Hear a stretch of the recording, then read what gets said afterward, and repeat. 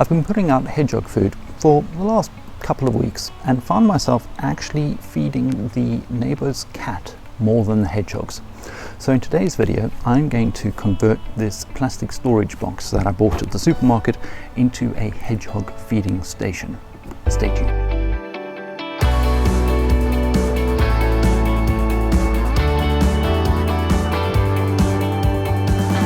Hello, my name is Mike, and Hedgehog's Hollow is the land at the bottom of my garden. This is the channel for people passionate about hedgehogs who want to attract them into their gardens and then care for them once they're there. And if that sounds like you, then why don't you consider subscribing to the channel? And don't forget to hit that notification bell and you'll be notified every time a new video is uploaded. So I'm going to make a hedgehog house according to a design I found online. Basic tools that I require: I'm going to be using a knife and a pair of scissors, some duct tape, tape measure, as well as some copper tape, which is something I'll use at the end and explain later why I'm going to use that.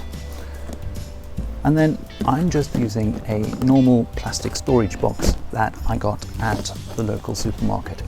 Now, the plan I'm following requires a 13 by 13 centimeter hole for the entrance, punctured into the front end of the box, and then the edges taped up because the plastic is likely to crack and splinter a little bit. So just be careful about that, and that's why I'm also using the tarpaulin, just to make sure that I don't lose any of that plastic within the lawn.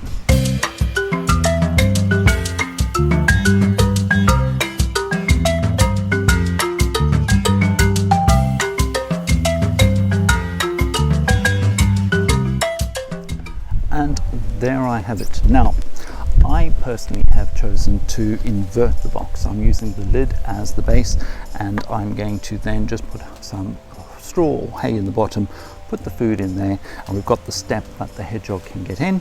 And then of course I've put the copper tape around the edge, and that's a secret weapon, because one of the things I also want to do is try to avoid the slugs getting at the food. So this should hopefully take care of both the cats and the slugs, and the copper tape is something that you can find online, and I'll put a link in the description of this video, and that should prevent, in theory, the slugs from accessing the food.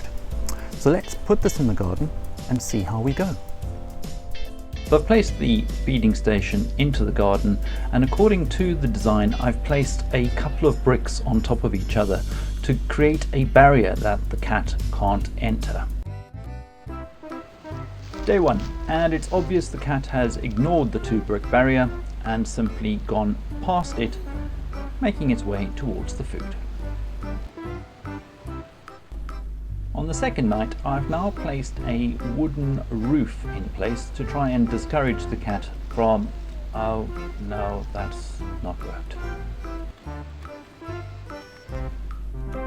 Day 3, and now I try to make a tunnel by also adding some side restrictions, but whilst it makes it more difficult, it clearly has no impact at all.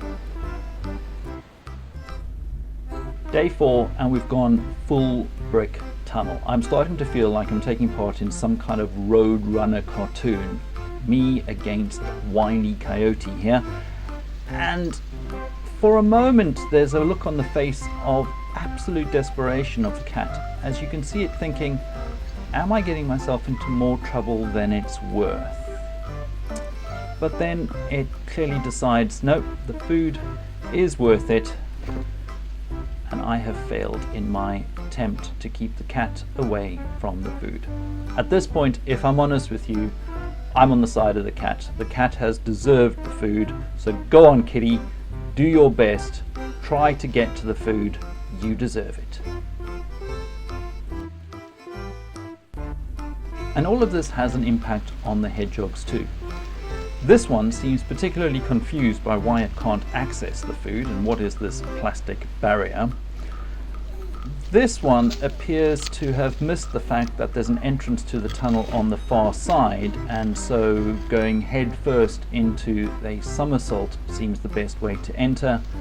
And this one simply uses my brick tunnel as some kind of hedgehog climbing wall.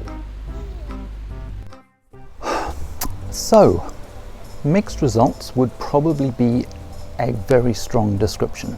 We've ended up with a gymnastic cat who is as cunning as a ninja and as lithe as a gymnast. We've ended up with a rock climbing confused hedgehog, and I'm not sure it's worked. So let's go back to basics. So you remember when we were designing our hedgehog house, and there's a link to that video in the description as well as in the card at the top of the page here.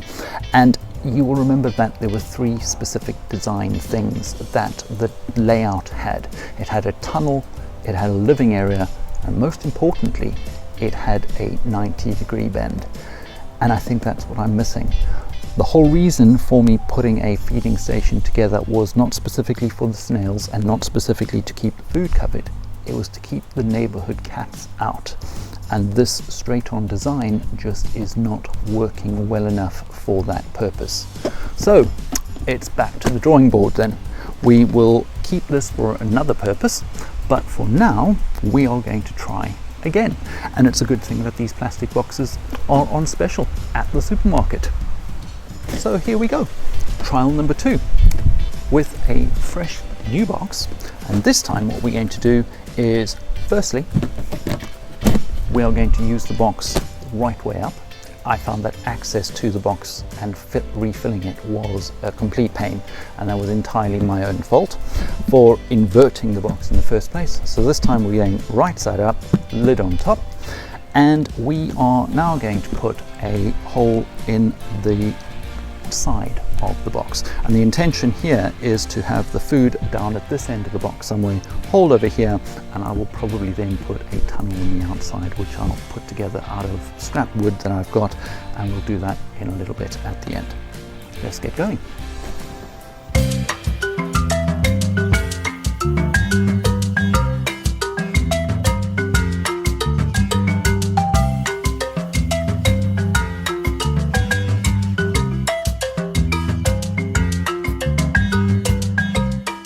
Okay, so we're just about there. We have taped up the hole now, so it's nice and smooth around the edges, and it's got a little bit of some strength and integrity return to it.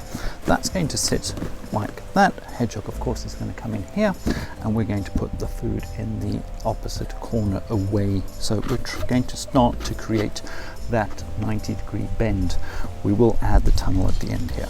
One more thing to do very quickly. Add the secret weapon. This is that copper tape I told you about earlier, and I'm just going to put the copper tape around the edge here in the hope that we'll keep the slugs out.